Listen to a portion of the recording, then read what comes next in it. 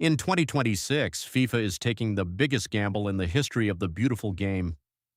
For nearly a century, the FIFA World Cup has been the ultimate test of skill, a month-long fever dream where the world's best players fight for a single golden trophy. But the tournament we knew is gone. In its place is something massive, something unprecedented, and something that many fear could break the sport forever. 3 countries, 16 cities, 48 teams, and a total of 104 matches. It is a scale so vast that it feels less like a tournament and more like a global takeover. But here is the question no one is asking. Is bigger actually better? Or is the FIFA World Cup about to lose the very magic that made it the greatest show on earth? To understand the gravity of the 2026 FIFA World Cup, you have to understand the dream behind it. For decades, the 32-team format was considered the gold standard. It was perfect. 8 groups of 4, where every single goal felt like a matter of life and death. But FIFA saw a different future. They saw a world where more nations could dream, where the borders of football's elite could be torn down. By expanding to 48 teams, FIFA isn't just inviting more players, they are inviting entire continents that have long been left on the sidelines. This is the dream of North America. For the first time, 3 nations, the United States, Mexico, and Canada, will join forces to host the world. Mexico, the spiritual heart of North American football, becomes the first country to host 3 different FIFA World Cups. The United States, the commercial powerhouse, aims to finally cement soccer as a top-tier sport in the American consciousness. And Canada, the rising force, looks to prove they belong among the giants. Together, they are building a stage that spans 5,000 miles, from the skyscrapers of New York to the historic heights of Mexico City and the coastal beauty of Vancouver. It is a celebration of the sport's growth, a symbol of a unified continent, and a promise of the most watched event in human history. But beneath the glitz and the record-breaking ticket sales, FIFA has completely rewritten the DNA of the competition. The jump from 32 to 48 teams is the largest expansion in history. This means more matches than ever before, 104 games in total.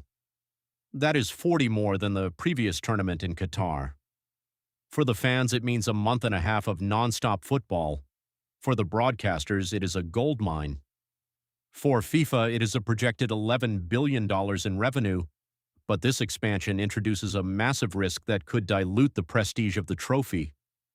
With more teams comes the danger of lower quality matches in the early stages. The intensity of the group stage where giants used to fall might be replaced by a safer, slower progression, and here is where it gets truly experimental. FIFA originally considered groups of 3, but after realizing the potential for collusion and boring draws, they reverted to groups of 4. This means the top 2 teams and the 8 best third-place teams will advance. The margin for error has changed. The tension has shifted. We are entering a 39-day marathon that will test the limits of what a football tournament can be. But the 48-team expansion is only the beginning of the chaos. The real challenge of the 2026 FIFA World Cup isn't just the number of teams, it's the geography. Imagine a team playing a high-stakes match in the rain of Seattle, only to fly 6 hours to the sweltering heat of Miami for their next game 3 days later. Unlike previous tournaments where teams stayed in a single base camp, the 2026 FIFA World Cup will be a logistical nightmare. Players will be crossing multiple time zones, dealing with radical climate shifts, and living out of suitcases for 6 weeks. This isn't just about football anymore, it's about recovery, sports science, and survival. The travel distances are so extreme that FIFA has had to divide the tournament into 3 regional zones, West, Central, and East, to minimize travel during the group stages. But once the knockout rounds begin, all bets are off. The pressure on the host cities is equally immense. Stadiums like the AT&T Stadium in Dallas and the MetLife Stadium in New Jersey are being transformed to meet FIFA's rigid natural grass requirements. The costs are soaring, and the stakes for local infrastructure are higher than they've ever been.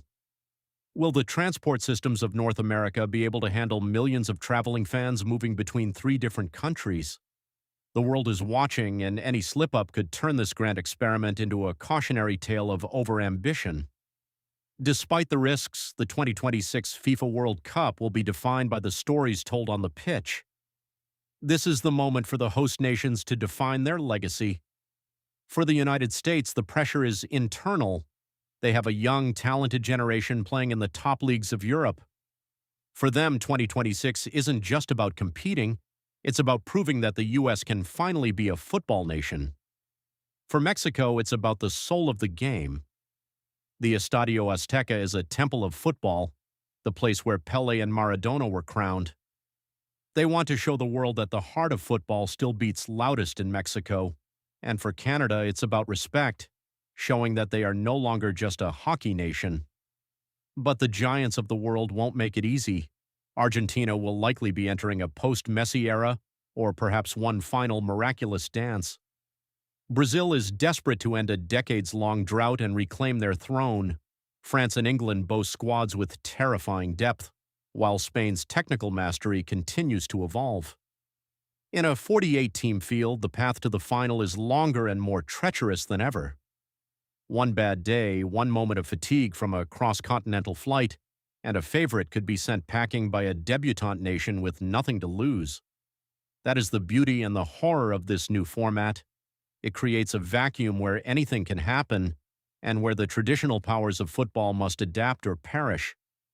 As we look toward the horizon, it's clear that the 2026 FIFA World Cup is more than just a series of games.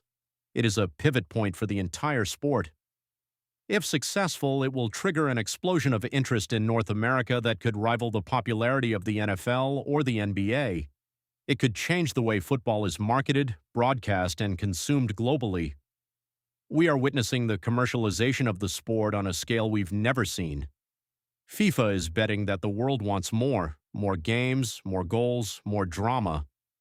If they are right, 2026 will be remembered as the dawn of a new era where football truly became a global, borderless religion. If they are wrong, the tournament may become a bloated shadow of its former self, lost in the vastness of its own ambition. But one thing is certain, the world will be watching. From the first whistle in Mexico City to the final trophy lift in New York, we are about to witness the largest sporting event ever organized by human hands. The 2026 FIFA World Cup is the ultimate test. It is a test of the players' endurance, a test of the fans' passion, and a test of FIFA's vision. This is the moment where history is made, where legends are born in the heat of a North American summer, and where the game of football either reaches a new peak or finds its limit. The stage is set, the world is invited, and in 2026, football will never be the same again.